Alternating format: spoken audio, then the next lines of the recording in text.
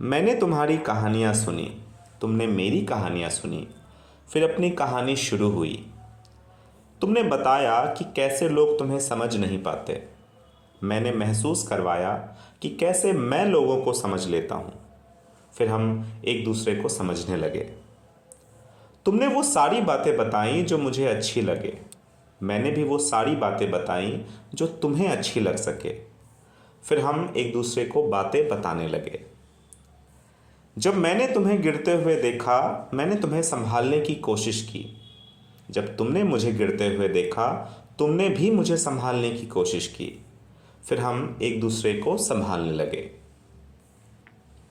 जब तुम्हें अकेलापन महसूस हुआ, तुम मेरे पास आए। जब मुझे अकेलापन महसूस हुआ, मैं तुम्हारे पास आया। फिर हम एक दूसरे के पास आने लगे। तुम अपने सपने जीने किसी और राह चल पड़े। मैं भी अपने सपने जीने किसी और राह चल पड़ा। फिर हम एक दूसरे से दूर चलने लगे। एक दूसरे से दूर रहने पर हम एक दूसरे को कम बता पाए, एक दूसरे को कम समझ पाए, एक दूसरे को कम संभाल पाए। फिर हमारी कहानी खत्म होने लगी।